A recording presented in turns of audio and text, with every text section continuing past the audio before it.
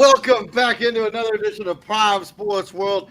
Coming to you on a Tuesday. That means Monday Night Football recap. That means week number 2 predictions. And before we get into any of the NFL action, of course, I'm David Huffman. Right there is Mr. TJ Hopkins and Christian Simpson, of course, joining us here from dailyblitz.blog. Me and TJ kind of the stalwarts here at Prime Sports World. We're on every episode of this show. Me and him are always on the show. Quick shout out before we get into any of the other stuff. Today happens to be my cat's birthday, and very excited for my cat's birthday. I love her. Happy birthday, Pace. You cannot see her right now, but she's wearing her birthday bandana. But if you're looking for consistent content on Facebook, YouTube, Twitter, Twitch, you come to the right place. Prime Sports World goes live every single day, bringing the most up-to-date content. I've also shared the StreamYard link into all of the places, so if you want to join us and talk some NFL action, more than welcome to do so. And also, please like, share, and subscribe. We're trying to build up that YouTube base. But yeah, continue checking us out. Let's get into conversation because we need to get into some stuff. We cannot waste too much time. But real quick, gentlemen, how's all your day going? Happy Tuesday, panel. I'm feeling good, man. I'm feeling good. Yeah? I'm feeling real good. Yeah. I mean, you kind of perked us up a little bit. Yeah. Where, look. I'm just gonna let you be great. Yeah. I mean, I have no shame. I celebrate my cat's birthday every year. I make her wear a bandana. I get her some presents. I get her some a little dessert. So I appreciate my cat. I'm not afraid to admit it.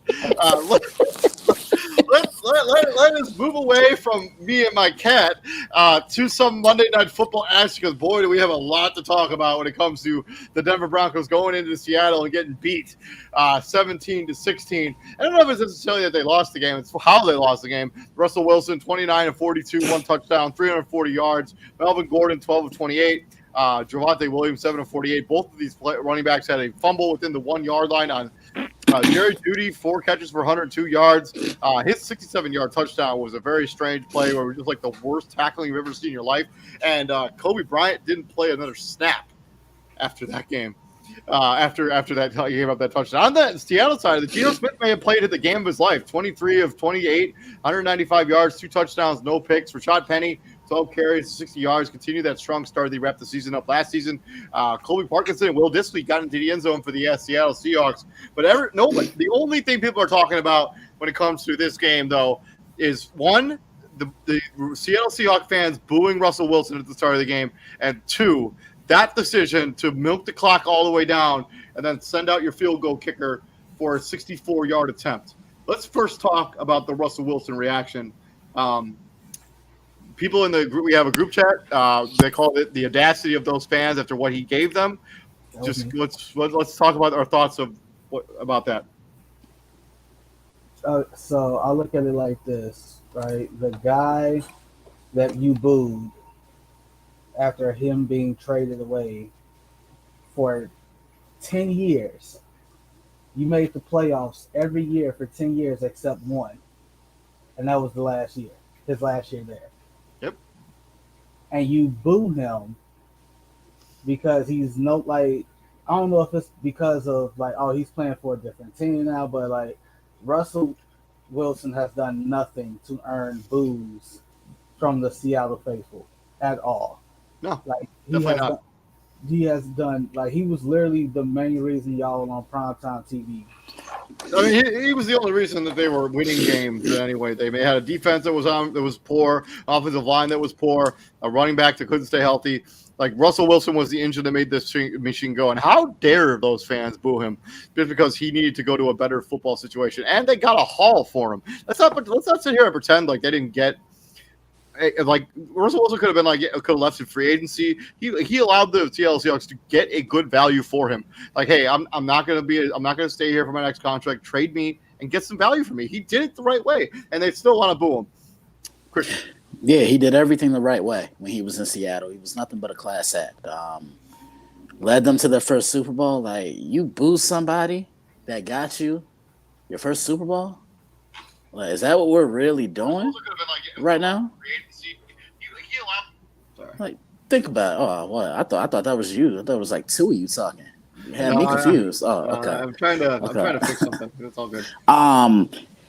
Look, I get fans are passionate and everything, but Russell Wilson put Seattle Seahawks football on the map, and that's a thing we can't say. I know the Seahawks went to the Super Bowl way back with Matthew Hasselbeck and Sean Alexander and 2 Hall of Fame offensive linemen and Walter Jones and Steve Hutchinson, but none of them really put that football team on the map like Russell last name Wilson did. TJ, you know the song. His name is Russell, last name Wilson. And so, to get what we really want to talk about is that was just terrible coaching. That was god awful. That was this is the thing that baffles me about it. I understand Brandon McManus is a very good kicker and you have a lot of faith in him, but you trade for Russell Wilson to make those plays, to pick it up on 4th down and continue that drive. You do not milk the clock as far as you can go. Then send out your field goal kicker who misses the kick, and then you have the audacity afterwards to burn all of your timeouts just in case Seattle fumbles the snap and you get the ball back. That was the bushliest thing I've ever seen in my life. I cannot tell you. I was the worst coaching the whole game. He basically coached. He coached like a guy who was in his first game as a pro. Every decision he made, all of the play calling down the stretch, all the play calling in the red zone just made absolutely no sense whatsoever. It was hopefully you learn from this. If you do something like this again, you're going to get fired. Yeah, call the timeouts after the field goal was so bushly. I couldn't believe it was happening. And you got former teammates of Russell, Doug. I think Doug Baldwin had something to say. Was in the stands while that happened. Doug Baldwin had something to say. Richard Sherman had something to say. It was something along the lines of, I guess goal line plays are really hard, and it's that's kind of funny. Is that? But who was that a shot at though? Is that a shot at Russell Wilson? I don't know. It could have covered everybody. Pete Carroll. How is that? Again, I get the Richard Sherman, with that, but you got to keep in mind that game where the infamous Pete Carroll should have called a run. Seattle, you had a lead. Defense, you had a lead in that game. So again, let it go. It's over. It happened. You can't change the past. So whatever grudges y'all got against Russell Wilson and Pete Carroll, let it go. It's over. It happened. But yeah, the red zone play calling was terrible. Not what you expected from the guy that was supposed to be an offensive minded head coach. Russell Wilson I feel like he could have ran it in on a couple. At least 2 of them is completely out of Russell Wilson's hands. You had 2 fumbles. Yeah, I mean the one fumble was on 4th down. I mean, it was just not interesting play calling the entire game. There was nothing dynamic about their offense, and they have some wide receivers that are really good. I don't know. I don't. Yeah, this. That was a weird game. Geno Smith to go 17-18 in the first half, and this is for Geno Smith to be yo, they wrote me off. I ain't right back, dude. It took you 8 years to get a starting job again. It took you 8 years to start an opening night between opening day starts. 8 years. And let's not act like he didn't get done in his job a couple years ago. I'm just saying. Look, I didn't want to be that guy to say that, but I wanted to be that guy. Sometimes you gotta be that guy because you have to. Sometimes, yeah. Come on, man. Look, that decision to kick that field goal is one of the worst coaching decisions ever. It's gonna go down as one of the worst. You trade away the farm to get Russell Wilson. You pay him a bunch of money, and then you refuse to give the ball to him at 4th down, at 4th and 5, a manageable 4th and 5. The odds of you making a 64-yard field goal not in Denver are 2-42. The odds of you picking up 4th and 5 is 49%. 2-42. I'm not a mathematician. Excuse me. Really low odds. That's very low. He's Like the odds of you making a 64-yard field goal, not in Denver. That's the caveat, not in Denver. 2 and 42. And like, And you had a kicker whose log was only 61 yards and not in a pressure moment at a garbage time. Like I don't get it like that. That was terrible coaching. Like there's no other way to describe it. And what makes it worse is him coming out and be like, "Yeah, we should have went for it." Like you think you could have. You had 3 timeouts. You just go. Even if you had 3 timeouts, even if you just go for it right away and you don't milk the clock forever, if you do not pick it up, you have 3 timeouts. You could have gotten the ball back, and you have Russell freaking Wilson. Make it make sense. Make any of it make sense. Any of it. Hey, do I need to sing the song again? no. See, you rude, TJ. But in the Seattle side of this, Seattle, kudos on playing a very well coached game. Pete Carroll, obviously, this was their Super Bowl for their team because they're not doing anything else this season. This was it for Seattle. And welcome into the show, CEO of Prime Sports World, Mr. Israel Rivera. What's going on? You want to weigh in? You want to weigh in real quick on that coaching decision before we move on to the game balls of the week? New segment here for Prime Sports World. Yeah, no. So first of all, they let 30 seconds run off before they called a timeout. For nothing. That's one problem right there. They had 3 of them. They could have thought about, hey, let's call a timeout at 40 seconds. Let me think about what we want to run. If we don't like it, we can run it. We could burn another timeout. And if we don't like that one, God forbid we burn another timeout. So yeah, that's that. Kicking a 64-yard field goal, we saw it in the Atlanta game, right, with Younghoe Koo. When you kick a long field goal like that, you're kicking it low. It's 9 out of 10 times, unless you're Justin. Brandon McManus does have the leg for it. Like he didn't miss it because he's got the Das boot for it. I just think, okay, in a nutshell, I know you guys want to move on. The horrible red zone offensive play calling. He missed a wide open tight end in the corner. His 4th-string tight end at that, but it was a bad play. He was rolling out to his left, I think, trying to throw to his right, missed him. 2 fumbles at the goal line, pretty much killed them. This game should have been a 2-score win for Denver easily, but they just fumbled the ball. They just fumbled everything. They played horrible. They had how many penalties they had? 13?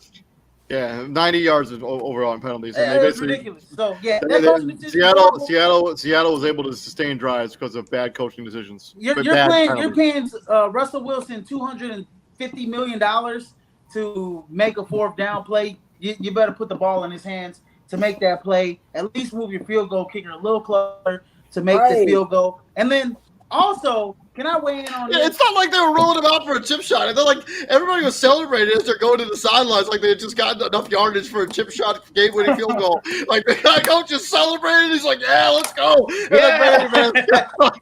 And according to David, he fired Nathaniel Hackett after game 1. I'm just saying. Anyway,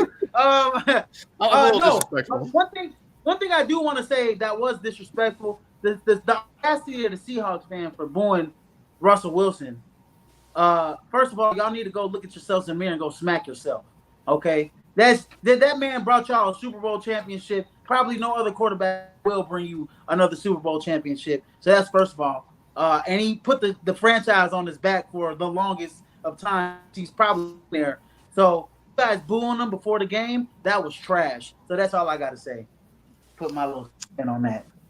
Yeah, we talked about that a little bit. So let's go into a brand new segment, which is Prime Sports World Game Balls of the Week. So each one of our panelists is going to give a game ball of the week. I let TJ go first because this is TJ's brainchild when it comes to game balls of the week. Here's my game ball, and I'm ready to give it to who I'm going to give it to. TJ, go ahead. I don't know if I'm stealing anybody, but my first game ball of the week goes to Saquon Barkley. That man came back with a vengeance. He was nasty, and Brian Daboll had the gumption. Hey, I'm going for the win, and I'm gonna put the ball in my best player's hands, and he's gonna win me the game. And that's exactly what happened. So first game ball of the week, and his return, Saquon Barkley went crazy. That's my game ball of the week. Jumping into my game ball of the week, mine's at the quarterback position, but it's not any of the obvious names. It's going to be Justin Fields. His second half performance during that game deserves a game ball of the week. Through both of his touchdowns in the second half, looked like an entirely different player in the second half of that game. Kudos to Justin Fields. Exercised those demons, kind of grew up a little bit during that game, and game ball goes to Justin Fields. Okay. My game ball, since you guys want to stay on the offensive side of football, my game ball of the week is going to go to Minkah Fitzpatrick of the Pittsburgh Steelers, who played his butt off against the Cincinnati Bengals. Minkah Fitzpatrick, pick first pass of the season that Joe Burrow throws was a pick six to Minkah Fitzpatrick. He was all over the field. He set the tone.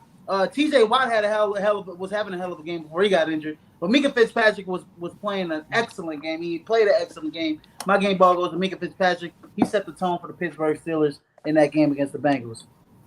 Christian. Wow, all those are really good. But, man, I'm going to that guy in Minnesota, Mr. Gritty himself, Justin Jefferson, 9 catches, $184, average 20 yards per catch, and 2 touchdowns. Kirk Cousins said, I'm throwing it to Justin Jefferson without saying it. And he just did it. I'm just saying. It's like, So, yeah. You done? So with the game balls, with the game balls of the week, we close this chapter on week number 1 of the National Football season, and we open up the chapter on week number 2, and we start with a barn burner on Thursday Night Football against the Chargers and the Chiefs in Arrowhead. I'm not going to go into their offensive rankings right now because it's the first one game of the season. But the last time these two played, obviously, was last season. That game that the Chargers decided to go for it on every fourth down they could find. And they lose the game 34-28 if the Kansas City comes back and wins the game. But how do you guys see this one shaking out? Kansas City coming off an impressive win where Kyler Murray Patrick Mahomes kind of silenced his haters a little bit there, and the Chargers coming off a pretty nice win against the Raiders. TJ. I'm going to dub this as Patrick Mahomes. He takes a personal season because he's hearing all these quarterbacks are better than him, they're surpassing him, and all this other stuff. And Justin Herbert is one of those quarterbacks on that list. So he's going to make it a mission that every time he's matched up with one of these quarterbacks, he's going to remind them that, hey, my name is Pat Mahomes. I could retire right now and not be in the Hall of Fame, and you wouldn't be. So I'm going to go with the Chiefs. It's going to be a close one. I'm going to go Chiefs by 7. And Christian, this is your first shameless plug of the week. I know you're not going to pick the game, but let's get some insight on just before you get, the article. I don't know if the article's live or not yet. They're not. No, it's coming Thursday, about an hour before the game kicks off. The Chargers defense, they were as good as advertised. 3 interceptions, and Khalil Mack, TJ's dark horse for Defensive Player of the Year, ended up closing that game out with a sack. Now they're gonna have their hands full a little bit more. And in case you guys didn't know, Patrick Mahomes is still that dude. Let's just put it that way. I mean, I think he had 5 touchdowns before the fourth quarter, if I'm not mistaken. Yeah, I mean, they basically turned the offense off, and they could have ran up the score if they wanted to and continue scoring on offense. Yeah, but it's gonna be key for this Chiefs defensive front. They have to get after this Chargers offensive line, which is really good. Because Justin Herbert can extend plays, he can make throws on the run, he can get those yards with his feet.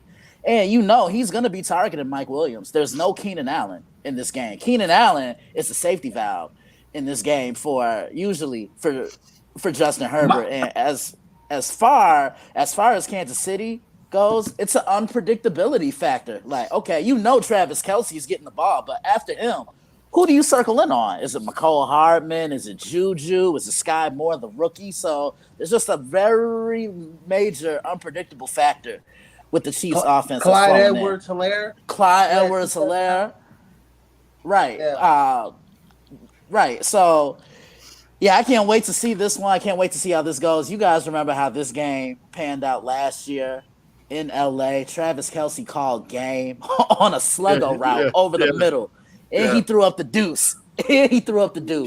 As he was scoring. But this is going to be a great game. This is what a lot of people are expecting the AFC West to come down to, and we're getting an early preview of it on Thursday night.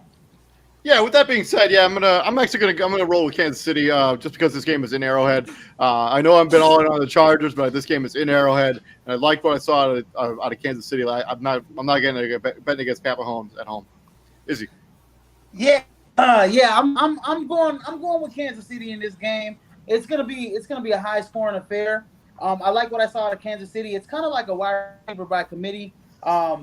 Everybody was getting the love, with Travis Kelce leading the band. He was the main man in the band. Kais Edwards-Helaire, was really good in the red zone, catching the ball out the backfield, caught 2 touchdowns in there. Patrick Mahomes looked real sharp. And Justin Herbert, he's just miraculous. But he's going to be down a man with Keenan Allen. Mike Williams is, he's a good guy. He's a good wide receiver, but he's gonna miss Keenan Allen out there. I expect Mike Williams, Gerald Everett, Austin Eckler to pick up some of that, but I think they just won't be enough for DeAndre Carter. But here we go, guys. I'm gonna be sitting around the campfire, making some s'mores, watching this football game here. Okay, and I'm gonna tell this to my kids here how this was a really good game this year. All right, guys. So enjoy. What is happening for this game? There we go. Why do you just have marshmallows in front of you? You could just light up. Hey, TJ. See what happens.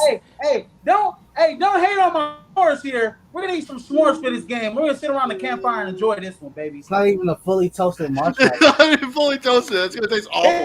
It's not. Yeah, I'm gonna burn it. I'm gonna keep going while you guys keep going here. I'm gonna keep going. TJ. See what happens when you do fantasy football? Yep. You celebrate Cat's birthday and you melt a marshmallow with a lighter. Yes, sir. That butane is gonna be great for you. Oh, it is. It all.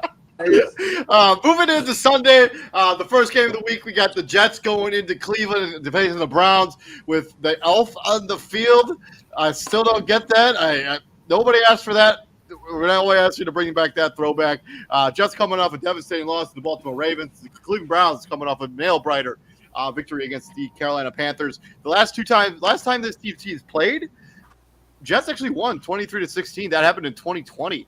So who do you guys like in this game? Quarterback, I think it's probably going to be Joe Flacco again for the Jets, but I'm not 100% sure.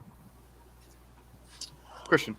I'm taking Cleveland just because of the two-headed monster of Nick Chubb and Kareem Hunt, and I think Amari Cooper is going to have a big game as well. Look, the Jets, they'll play hard, but just think Cleveland has a little too much across the board for the Jets. So I'm going to take Cleveland in this one. Could it be a low-scoring game? That's possible, but it will be a low-scoring game. I think it'll be a low-scoring, ugly, physical game. I'm going to lean in the favor of the Cleveland Browns. Izzy. I'm going to take the Cleveland Browns just because of Brownie the Elf is going to be unveiled there in Cleveland on the field there. Brownie the Elf. Embrace the Elf. There we go. The elf. I think Cleveland's going to run the ball right down the throat with Nick Chubb and Kareem Hunt. That's going to be a mixture of success. And Jacoby Brissett, he's like we said before. He's a versatile quarterback in this league. I think he'd get it done against the Jets. But I did like what I saw out of Sauce Gardner. He's looking every bit of a shutdown corner here in the NFL, even though after only one game. But the Jets just don't have enough to compete with the Browns' rushing attack, and I think that's eventually what's going to get it done. I think this game was going to be very low scoring. I almost feel like whoever gets to 10 points first might win the game. And I just think Cleveland, with Nick Chubb and that rushing attack, I think they'll have a better chance of doing that. Give me Cleveland in a game that is going to be closer than should be. TJ. So anyway, about Washington and Detroit. Moving on. You guys don't like Brownie the Elf? What's No, up with this? I hate the Brownie the Elf. It's looks stupid. They didn't need it. Moving on to the Washington Commanders going into Ford Field, taking on the Detroit Lions. Commanders squeaking out a victory against Jacksonville last week, and Detroit falling to the Philadelphia Eagles the week before that. The last time these two teams played was in 2020. Detroit won 30-27. TJ, what are you liking in the Detroit Lions versus the Washington Commanders game? I like for the fact that the first time in 24 games straight, the Detroit Lions are betting favorites to win a game. Right? They've been the underdog betting favorite in 24 straight games leading up to this. Okay. Exactly. So I have to imagine the comeback that they had, although they didn't win, but they made it a 3-point game against the Eagles team that probably should have won. Dave, what'd you say yesterday? The score should have been like what, 38-21? I mean, they were up by 14 points. Going into the fourth quarter, and Yeah, I mean, they gave up 14 points in the fourth quarter. so yeah, I mean, I think Washington has a better front than the Eagles possess, That's close. right? Like, Without Chase Young, that's close. but I don't know. Like, this is their second game at home. Give me Washington. Washington kicks the field goal to win it. Washington by 3. Izzy. It's gonna be a very competitive football game. I like what I saw of the Detroit Lions, man. You know, they blitzed the hell out of Jalen Hurts. I mean, they kind of bit him in the butt a little bit. But I like that they were aggressive. I like that DeAndre Swift looks healthy. I like that they had like a 2-headed rushing attack. Jared Goff looks a little pedestrian out there, but when it's all said and done, I think the Detroit Lions will get it done at home.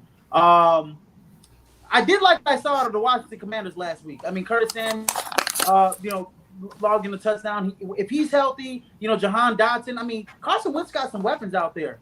Jahan Dotson caught a touchdown. Curtis Samuel caught a touchdown. Terry McLaurin caught a touchdown. So if all three of those guys are going to be playmakers like that, it could be a different story. But I do like what I saw in Detroit. Give me Detroit at home. They play really tough, and I expect them to bring the same type of pressure on Carson Wentz, and he's not as nimble as Jalen Hurts is to get out of that way. So I expect that pressure to get to Carson Wentz in this game. I'm going to roll with the Commanders. I don't really have a good reason for it. I just think that they have the more talented team from top to bottom on defense and on the offensive side of football. I'll just roll with the Commanders. I still hate that name. It's the worst name in football. Christian. I'm taking a Lion. I'm taking the Detroit Lions just for a lot of the things that Izzy said. I think they're going to be aggressive, and they're going to run through a brick wall for Dan Campbell. They play hard. They leave it on the field. I think the Lions are – I don't want to say they're turning the page, but they're headed in the right direction. I think their offense is going to be aggressive. That defense is going to get after Wentz, and I think they get a pick or two out of Carson Wentz as well.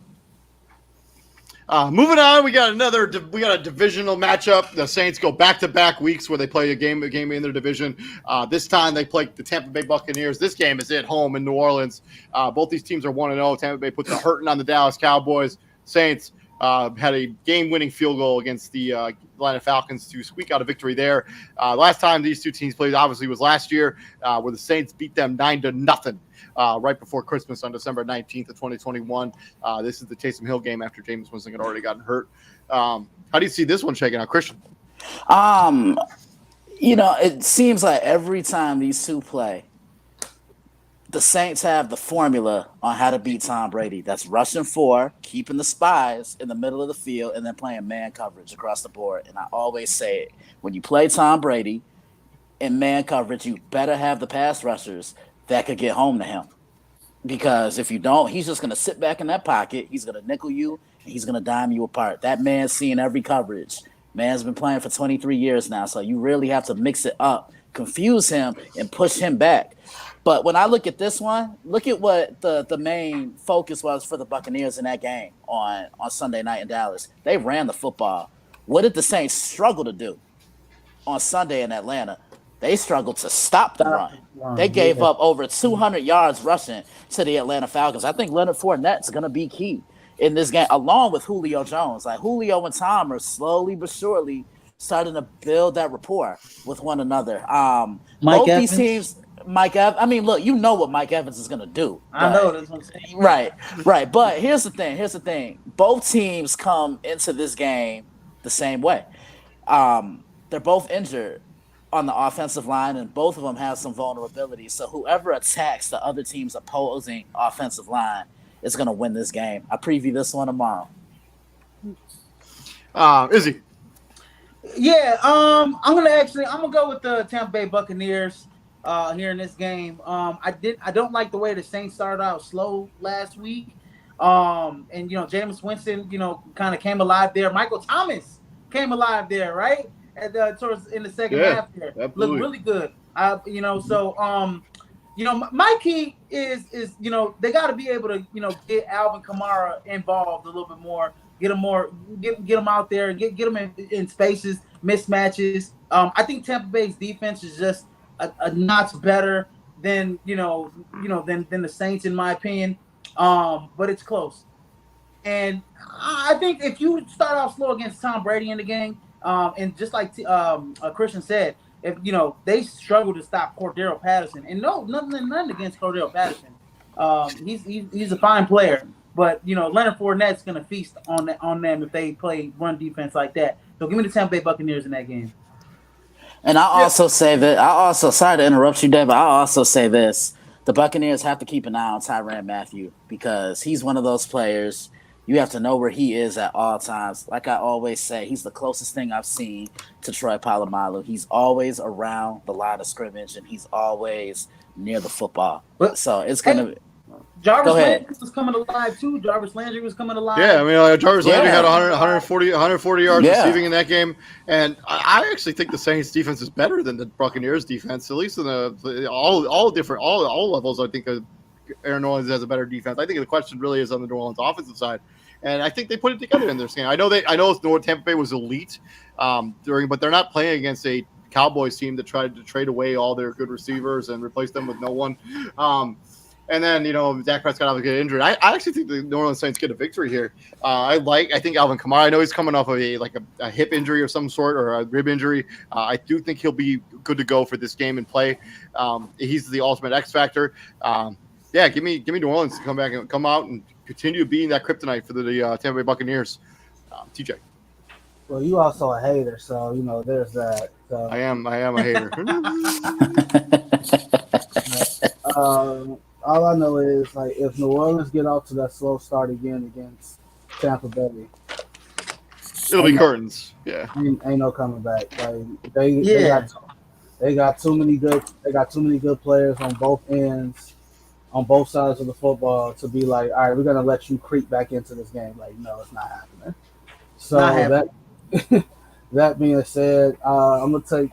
I think it's gonna be close because these games are always close except for that one Saturday night game where it was like Saints 38-3 or whatever they did to them. But I'm gonna take the Buccaneers. Buccaneers by a touchdown.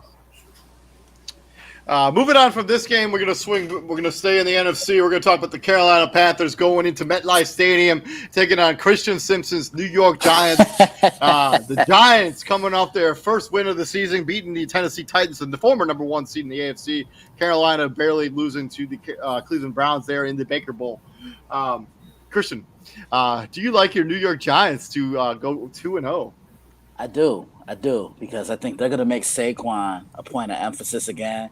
You got two running backs who have struggled to stay healthy most of their career. Saquon Barkley, Christian McCaffrey. The Giants, they're just playing with more confidence now. They've really bought in to what it is that Brian Daboll has preached to the team, and I think they keep it moving on Sunday. TJ. Baker got like a little hype after that one game. Because he made one nice pass, and they felt like he got no Panther fans. He didn't get robbed. The team sucks. It is what it is. For your sake, you're referring to Robbie Anderson, right? Yeah. Just hope everybody stay healthy. I'm gonna take the Giants at home. Take them by 14. I'm rolling with the G-Men too. I think Brian Daboll has reinvigorated this team. I'm taking the Giants. Izzy, with your smirk there. I'm going with the Carolina Panthers, okay? Because I just think the Giants are just gonna. Nothing against you, Christian, I got a lot of Giants. I know, fans man. I know, Nothing man. against It's you, all Christian, look. but I Giants know, fans, man. It's all Giants, good. Giants fans are so like, oh my God, Saquon Barkley's back. Oh my God, our defense played good. Oh my God, 1 out of 5 games you guys win this year. Sorry about that. My bad. 1 out of 6. I'll give you 6, maybe 7. But yeah, no, I just think quarterback play. Yeah, Chris, right. Okay, Baker Mayfield. He better. He's inconsistent as all hell.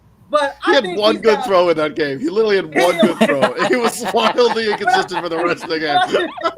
But I think he's going to defenses. They're going to be inconsistent up and down this year. I think at home, yes, they should have some, some grit. They should have some momentum, and Saquon Barkley should play better. But this Carolina Panthers defense was solid last year, and it was one game. Let them settle in. Second week of the season, I think Christian McCaffrey gets loose. I think they get him more involved in this game. I think he gets 10 catches, 100 yards. He makes Baker's life a lot more easier. I think Robbie Anderson could take the top off the defense in this game. Give me the Carolina Panthers by a touchdown.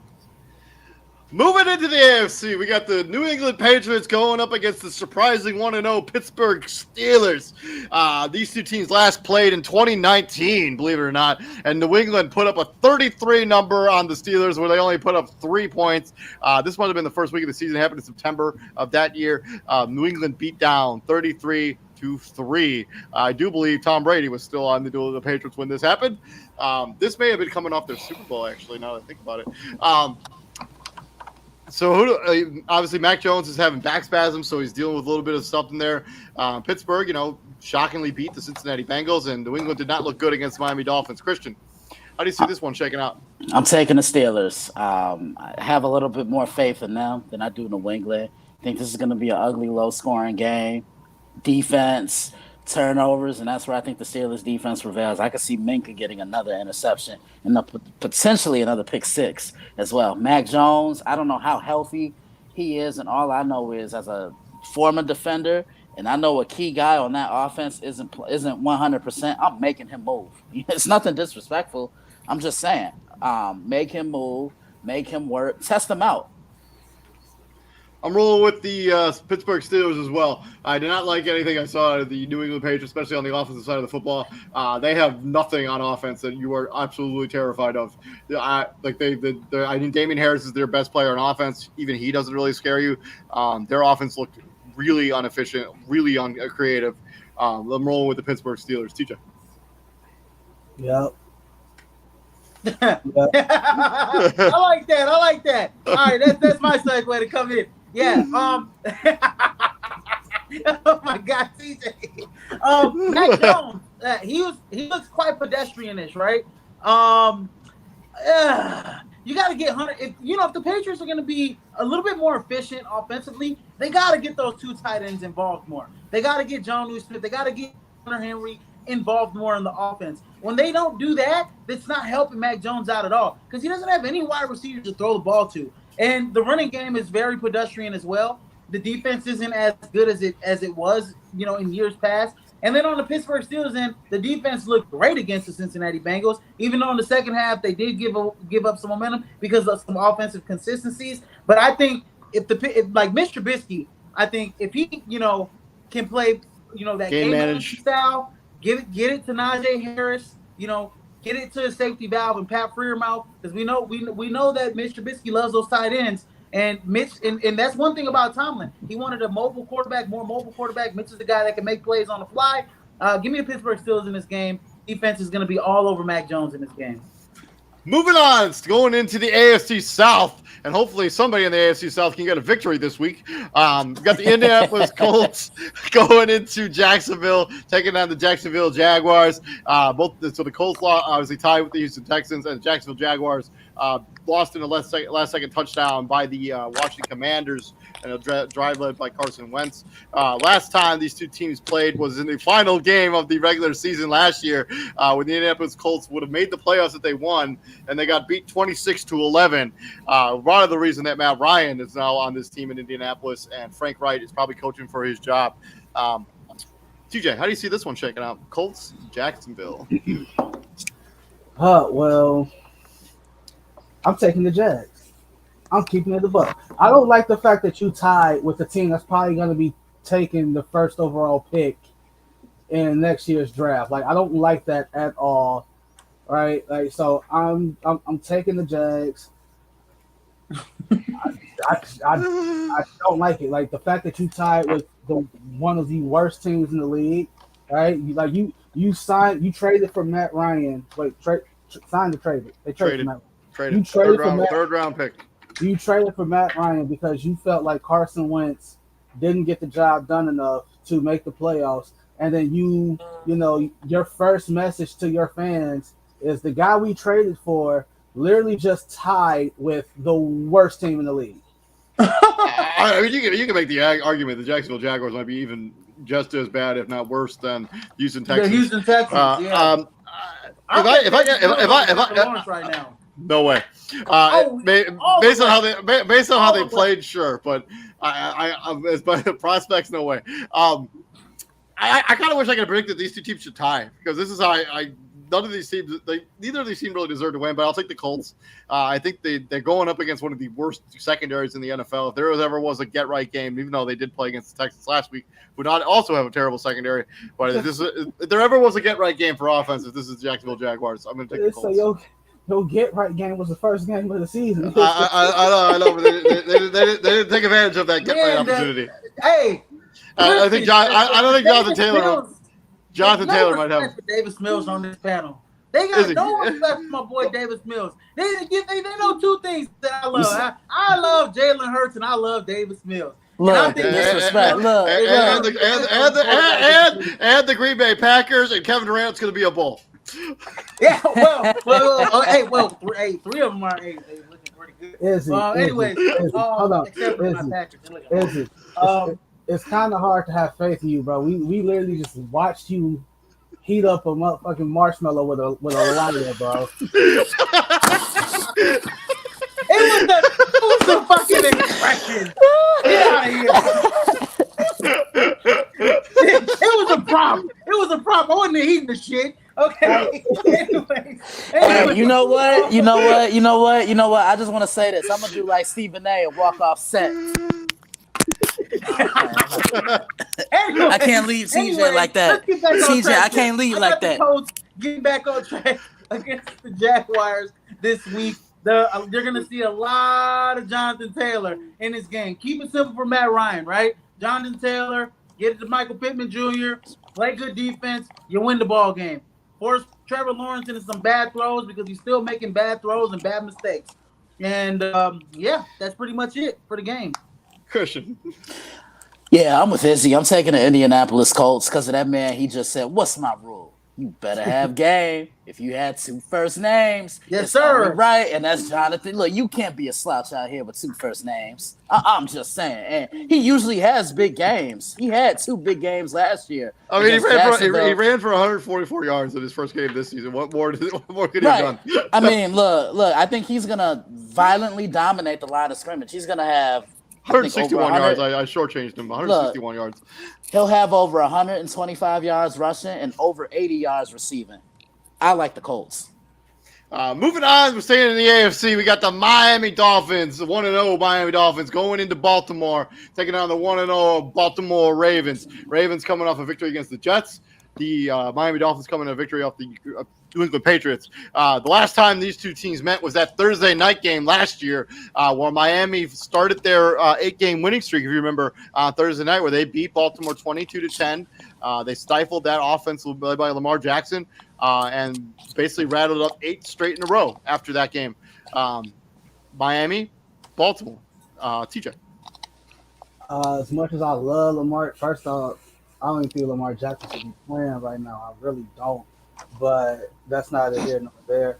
Although Lamar is a way better quarterback than Tua, and it's not even close, I don't even know why I felt the need to say that. The Dolphins have a better team, especially offensively. Right? They got the better weapons. So all you're asking Tua to do in this game is not mess it up. And Miami should walk out with a W. Izzy. Yeah, really, all you're asking to, like TJ said, you're really just asking Tua to get the ball to, don't have to throw the ball deep. Just have to get it to your two fastest guys. They have the two fastest wide receivers in the NFL. It's the fastest duo in the NFL with Jalen Waddle and Tyreek Hill. You just get them to them in open space and let them work. That's all Tua has to do this year. I think the run game should be solid. But with that being said, I think the Ravens are a better team in my opinion. I like what I saw out of some of the wide receivers, Rashad Bateman. I like what I saw out of Devin Duvernay. They still got Mark Andrews. Lamar Jackson was slinging it out there last week. Give me the Ravens at home against the Dolphins. I'm also going to roll with the Ravens. Byron Jones still out for the Miami Dolphins for at least 3 more weeks. I think that's going to be a big factor here. I know the wide receiving core isn't exactly elite for the Baltimore Ravens, but I like what I saw out of the wide receivers. Duvernay and Rashad Bateman and Mark Andrews is still that dude. Yeah, give me Baltimore. And Christian. You want to say it? You want to say it, David? This is game number 3. Shameless plug for Mr. Christian Simpson at DailyBlitz.blog. Just give me some insights on the game, so Last year when these two met, Miami pretty much came out with an 11-man box. You see 11 guys sitting on that line of scrimmage. What are they saying? You're not running the football. We're gonna dare you to beat us with your arm. And I want to see how Lamar adjusts to that because they threw different types of looks at him, and anytime he tried running a bootleg, they set the edge, got on the perimeter, and hit him. Miami, I really liked the way they looked the other day because they were balanced offensively. They ran the ball. Tua looked good. And to, echo what TJ said, they just need him to kind of take care of the ball. Don't turn the ball over because if you do on this Baltimore defense, they're going to make you pay for it. That preview comes on Friday. Swinging it from the AFC, we're going to swing back into the NFC matchup between the NFC South and the NFC West. Both of these teams 0-1. Atlanta getting bounced by New Orleans Saints in the last-second field goal, or not last-second field goal, just a game-winning field goal. And the Los Angeles Rams getting beat down by the Buffalo Bills in opening night. The last time these two teams played was in 2019. Can you guys guess who won?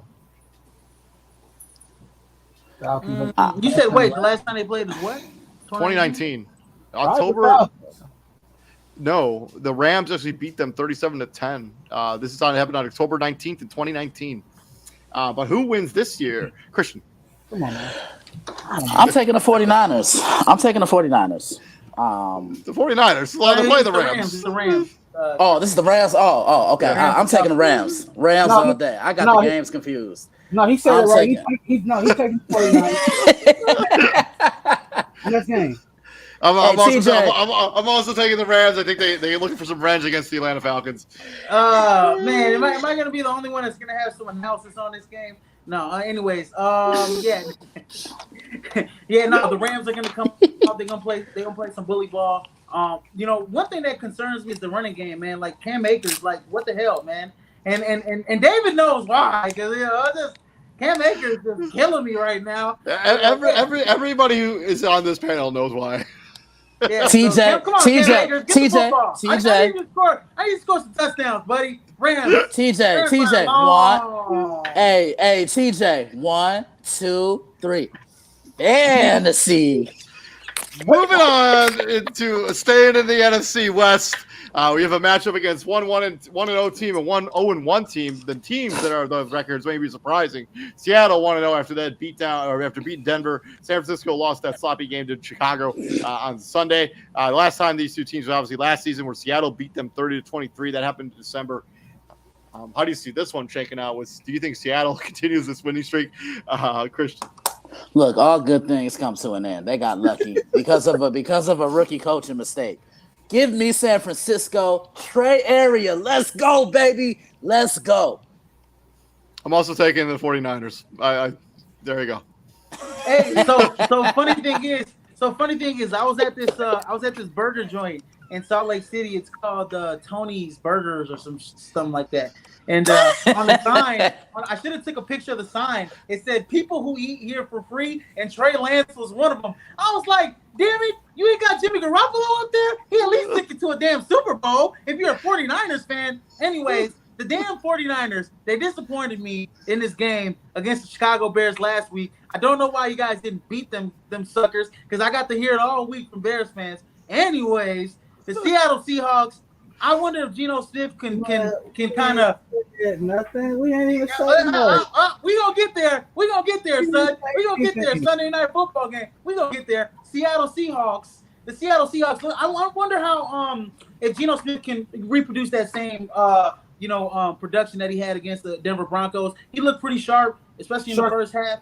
Second half, they kind of dwindled down. Seattle has to run the football a little bit more to be to win this game. But give me the 49ers. I think Deebo Samuel's going to be big in this game. Short answer. No, he can't. Anyway, the 49ers are going to win this one going away. It's not going to be close. This game is in Candlestick. It is in whatever Levi Stadium, whatever they're calling it now. I ain't gonna say it's not going to be close. It better not be close because if Trey Lance has 2 bad games back to back, I've already said this. Jimmy Garoppolo, he should have came in the second half anyways against the Bears. Shannon Sharp is pretty much giving him the 7 weeks. So basically, like the first month and a half, first 2 months of the season, and if he's not, your season could be over by then. I would give him 4 games. Like if he's not putting up numbers that, he has to get a longer than that, because you look at what you gave up to get him, right? Like, so you have to give him a longer leash. No, this is a team that's built to win now. If he doesn't figure it out by week 3, I'm pulling the chain. Jimmy Garoppolo is still on the team. Speaking of Jimmy Garoppolo, the next game is the Cincinnati Bengals and the Dallas Cowboys, who have all sorts of quarterback problems. Dak Prescott not going on the IR. He's going to try to come back sooner rather than later off that thumb injury. It will probably be about 6 weeks. See what they're going to be doing at the quarterback position. Cincinnati coming off a rather disappointing loss to the Pittsburgh Steelers there, where they couldn't make a kick in the end of the game or in overtime. Dallas obviously got beat down by Tampa Bay. The last time these two teams played was in 2020, and Dallas won 30-7 in 2020. But how do you see this one shaking out, Christian? Cincinnati bounces back. Nothing else needs to be said. No. I'm speaking for all of us. Cincinnati, next game. Oh, wait. No, ain't no next, because I got something to say about Jerry Jones. Okay. Come on, man. No, hold on. Cincinnati wins. But I hate the fact that they're rushing Dak on his thumb injury, because it's like this could really hurt him down the road. Like, those thumb injuries are hard to come back from. I mean, like, seriously, that can really hinder your season. You should let him get surgery. Let him sit out. I mean, he did have surgery on it. But let him sit out a little longer. Do you remember when Drew Brees rushed back from this same injury and had trouble like gripping the football? Yeah. So if I was Dallas, I would be looking to trade for Jimmy Garoppolo, or I would sign Cam Newton, who I think at this point might be washed, but I think he's still better than Cooper Rush for damn sure. Oh, for sure. Well, Russ kind of went through the same injury last year, and it was like he had to rush himself back because the quarterback play from Geno Smith was just horrible. So the quarterback play in Dallas, if they don't figure something out, it's going to be horrible. It's going to be atrocious. They got a decision to make. So all I kept hearing yesterday was, "Oh, Cooper Rush won a game last year." I'm like, one game? He won one game against Minnesota. You're now asking him to carry the ship for 8 he didn't even play well in that game. Their defense just played better. Dallas Cowboys might go like 0-5 their first 5 games. It's true. They talking about if Cooper Rush can go 500 against who? Have you seen the schedule? It's rough. Moving on into the battle against the AFC South and the AFC West. Houston Texans coming off that tie against Indianapolis. Denver coming off that loss to Seattle there on Monday Night Football. The last time these two teams played was in 2019, and Denver won 38-24. But how do you see this one shaking out? Izzy, I'll let you go first. You wouldn't let me go first. You know what, man? I got Denver winning. They should win by a couple touchdowns, but I think my boy Davis Mills gonna put up some numbers against the Denver Broncos. He's gonna do a lot better than what you guys give him credit for. My boy Davis Mills gonna have 300, 2 touchdowns, no interceptions, and they still gonna lose by 2 touchdowns. Okay. Wait. Let's nip this in the bud. We don't hate we don't hate Davis Mills, bro. It's just the fact that he throws for 300 yards and they still lose. It's nothing against him. Yeah, I regularly say he's probably the second best rookie quarterback last year. He's just putting up bad numbers. He's just putting up good numbers on a bad team. It is what it is, bro. Like it's nothing against him. I also agree with you. I think Davis Mills does have a good game here, but yeah, Denver wins. They get off the side. Yeah, I like Denver to bounce back if Nathaniel Hackett doesn't do anything to ruin that. I mean, if he does another one of those coaching jobs, they should fire him. Like for real, like that was literally the worst coaching debut ever. Like on the coaching side, like I can't think of a worse coaching debut than that. Like it's just a train wreck from beginning to end. Like it's so bad. Man, like it's nothing against Davis Mills. Like to Davis' point, he regularly calls him like he's the second best rookie in that class. Right as of right now. So far. Yeah. Right now. And you know what? You know what they need to do this week with Javonte Williams and Melvin Gordon? They need to duct tape the football to their arm. They need to tell them, hold the ball all practice long. Okay? Because that's just ridiculous. Both of you guys back-to-back possessions. Y'all fumble at the goal line. That is unheard of. Yeah, it's the first time a team had fumbled twice at the goal line inside the one in the history of the league in one quarter. Now moving on to the final game in the late afternoon window before we get into Sunday night, and then two games on Monday night for some reason. Arizona going into the Death Star there in Las Vegas, taking on the Raiders. Arizona coming off getting thumped by the Kansas City Chiefs, and Las Vegas getting beat down kind of by the Chargers. The last time these two teams played was in 2019, and the Raiders won 33-26. How do you see this one shaking out, Christian? I think the Raiders bounce back. I think if Arizona had DeAndre Hopkins, I'd probably lean toward them, but I like the Raiders in this one. Have to take better care of the ball. Turn the ball over 3 times. That's not going to win you games. I think Chandler Jones played for Arizona last year, not playing with the Raiders. I think he has a big game against this former team. Yeah, I'm gonna roll with I'm gonna roll with them too. I'm gonna take the Raiders to bounce back. I didn't like at all what I saw at Arizona. I think they have a lot of question marks, especially in the secondary, and basically because they didn't replace Chandler Jones with anybody productive. That pass rush has a lot to be desired. Give me the Las Vegas Raiders to get that victory, especially in Vegas. Yeah, defensively, Arizona showed me nothing against Kansas City. They had no pass rush. They were terrible on the back end. They're letting, guys like Juju Smith-Schuster and no-name guys, get. I wouldn't say Juju's not a no-name guy, but there's another guy that's like there. I don't even know his name. And, they're just letting Marquez Valdez-Scantling get loose. And, just no. So, the Las Vegas Raiders, much better team. Another one thing I want to say is, even though Devontae Adams had a good game, there were a couple miscommunication throws between him and Derek Carr that, Devontae Adams and Derek and I was going to say Derek Rose and Aaron Rodgers, usually hit on. They'll get that, as the season goes along. They do need to get Hunter Renfrow going a little bit more in this game, I think. But I do got the Raiders winning. They were bringing that pressure. Max Crosby's the leader of that defense, man. I mean, he was looking like a beast against LA. So give me the Raiders against the Cardinals in this game. TJ. Raiders, and it ain't gonna be close. It ain't gonna be close. Damn. Moving on to Sunday nights. Chicago Bears going into Lambeau and taking on a very angry Green Bay Packers team coming off one of their worst performances on opening day, except for maybe the last time they opened the game last season against New Orleans Saints. 0-1. Bears coming off that victory against San Francisco at 1-0. The last time this team played, obviously, was a 45-30 beatdown in Lambeau last season in December. I think that's the game where that maybe not be that game, but how do you guys see this shaking out, TJ? That was the game where the Packers special team just was non-existent. Jakeem Grant had the game of his life. He had the kick. What was it? The punt return, or he had one of the two, and then he caught a little screen pass and took that to the house.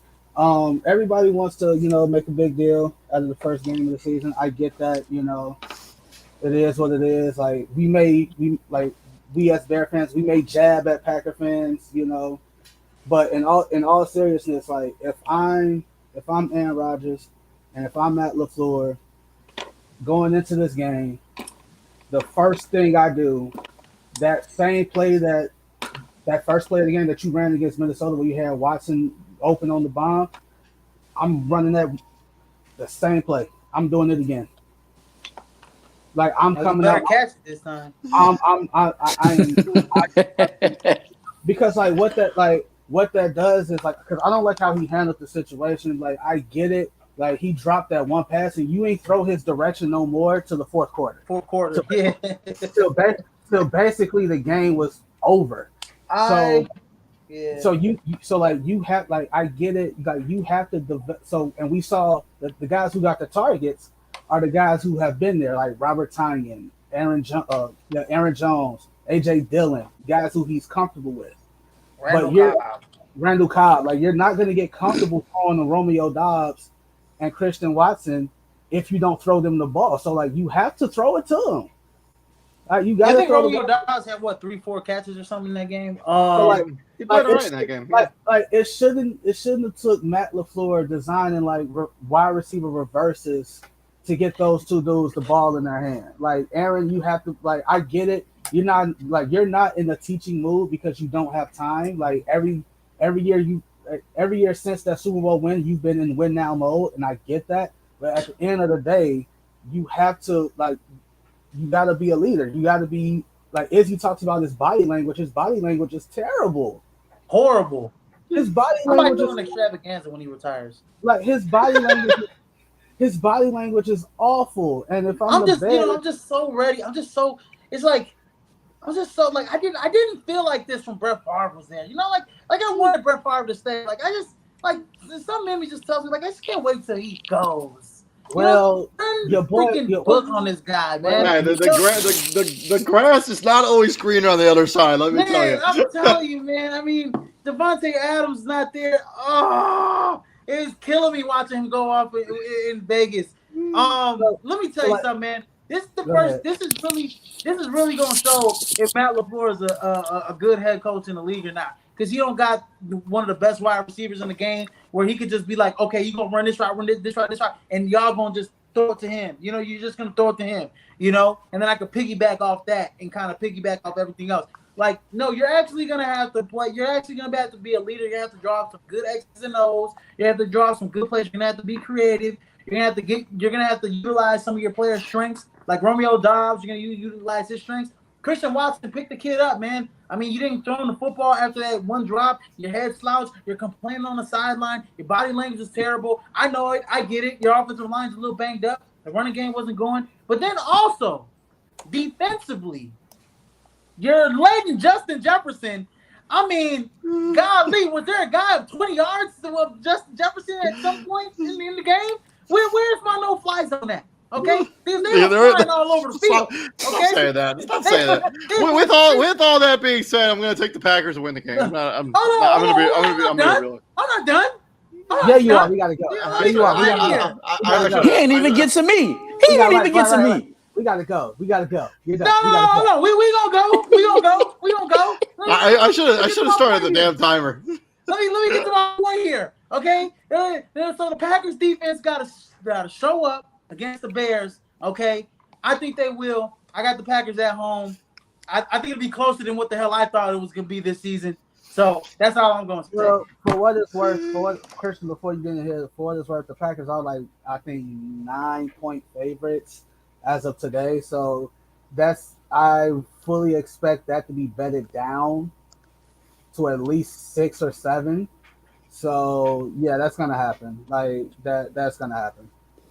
Christian. Moving on. So disrespectful. I'm gonna mute your mic. Mute his mic. Oh, you. Moving on to the splendid. Moving on. I muted you. No, you didn't. I hit the mute button. It's like Tony Reality over here. Listen. If I had to preview this game on the site, I would have called it the owners' meeting. Izzy, I got your back, baby. Hey, I'm taking the Packers. I'm taking the Hey. Packers. You already know. Moving on into Monday night. you, in the words of Denzel, all you moving on to a double dose of football on Monday Night Football. We got the Tennessee Titans going into Buffalo. Tennessee coming up that loss to the New York Football Giants, and Buffalo coming up that victory against the Los Angeles Rams. Last time these two teams played was in 2021, where Buffalo squeaked out that victory, or Tennessee 34 to 31. You remember that game where they Buffalo went for it on fourth down instead of kicking that game-tying field goal? That is that game. How do you see this one shaking out? Christian, I will let you go first, even though you were awfully disrespectful there a second ago. Look, you remember what you said about Bruce Smith last week? Don't you dare try and say I'm disrespectful. That's the pot calling the kettle black. Those who live in glass houses shouldn't throw stone. We do not disrespect the leader at all sacks. How dare you? How dare you? Fair enough. Look. Hey, I got a cat's birthday to get to, so hurry up. Okay, what that mean? Okay. I have the presents to give my cat for her birthday. I'm taking Buffalo. Lord have mercy. Lord have mercy. I'm taking Buffalo too. I think that the addition of Von Miller is definitely going to slow down that man in the backfield that is Derrick Henry, and yeah, Buffalo. The lack of weapons for the Tennessee Titans outside of Derrick Henry and Dontrell Hilliard is going to be a problem all season for the Tennessee Titans. I think Austin Hooper's a fine tight end, but you got to utilize him. This is a Buffalo Bills beat down. This is a Buffalo Bills beat down. And did you guys see the hit that Mr. Irrelevant put on Derrick Henry? Oh, let's go Buffalo. Best defense in the league. Let's go. And then the final game, we get 2 Monday Night Football games on the second week of the season. I don't know why they didn't do it. Usually they do this on the first week of the season, so I'm not exactly sure. I feel like they should do this every Monday. We should get. I low-key agree. And then they should stream. They shouldn't have 2 different commentators. They should have Joe Buck and Troy Aikman on both games. For some reason, that would be awfully impressive if they were able to call both games at the same time. While they're only just call from a remote location. Stop it. Moving on. Minnesota goes up against the Philadelphia Eagles. Both of these teams are coming off semi-impressive wins. Minnesota beat down the Green Bay Packers, and Philadelphia had a large lead against Detroit before let them come back in that game. The last time these two teams played was in 2019, where Minnesota won 38-20. But how do we see this one shaking out? Christian, I know this is a shameless plug. This is one of your games of the week. But how do you see just some X and O stuff? Just how do you see some analysts? He lucky I support black businesses because he was so disrespectful. Ain't nobody worried about you. Remember what I said to you last night. Do we need to take it back to Sunday? Hey, it's a new day. What you mean it's a new day? You ate because of me, damn it. Anyway. The Vikings defensive line, they're going to come after Jalen Hurts. I don't see Jalen Hurts being as mobile as he was against Detroit the other day. And can the Eagles target Devontae Smith? Because I don't think he had a single catch in that first game against the Lions. He only had 4 targets. Oh, they got to get him the ball more. Yeah, if it's – I'm not saying, they need him to stretch the field. Get him the ball on screens. Let him run over the middle. Let him do something. Let him touch the ball on reverses. Get him the ball. AJ Brown played like he did. No, but does it matter? Yes, it does. Because this matter. Yes, it does because it's supposed to be the two. It's supposed to be the two of them. It's supposed to be. It's not. I get it. AJ Brown's the shiny new toy. You want to show him off, but you can't neglect the other guys who were there, who've been there with you, right? So for Devontae Smith to go a whole game with just 4 targets, if you want to break it down, that's like a target. That's 1 target a quarter. He didn't get a catch on a game where your offense scored 38 points or 31. So come on now. Miles in that ball. Look, man, you got to go who's hot. I mean, I'm going to say this about this game. The Vikings, they're going to play a way better.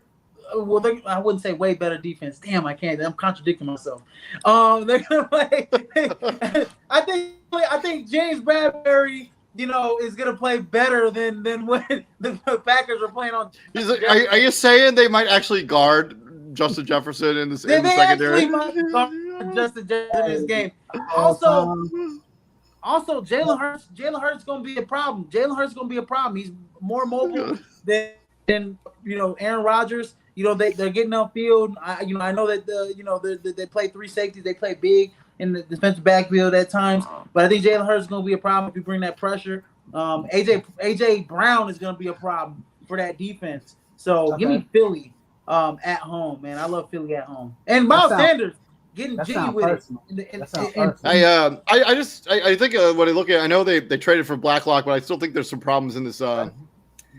I still think there's some problems in the defensive line for the Minnesota Vikings. I think they can get after the pressure, but they can be had in the running game. Look for the Eagles to put up 200 yards rushing as a team. Again, I'll take the Eagles to win the game. That sounds personal, Izzy. That sounds personal. Again. TJ. My thing is, I think so. Like Justin Jefferson is starting to get into that atmosphere of it don't matter who on him, he's open. And not too many receivers can really say that. Like Cooper Kupp can say that. Like it don't matter who you put on me, I'm gonna get open. Jamar Chase can say, it don't matter who you put on me, I'm gonna get open. And Justin Jefferson is like, it don't matter who you put on me, I'm gonna get open. So they don't if they don't single high Justin Jefferson, if they don't let who would you say is the Eagles' number one corner? Is it Darius Slay? Yeah, Darius Slay is probably their number one. So if you don't allow Darius Slay to travel with Justin Jefferson all game, which I don't get why they didn't let Jair Alexander do that. Like I just don't understand. It just baffles me. Because Joe Barry's an idiot. But okay. That made two things be true, but so Darius Slay, he don't have to travel with Justin Jefferson. I don't think it's gonna matter. I'm gonna take the Vikings in a close one. I like Kirk Cousins more than I like Jalen Hurts. And it's nothing against Jalen Hurts. I just think if you need somebody to make a throw to win the game or to make that play, I like Kirk Cousins more than I like Jalen Hurts.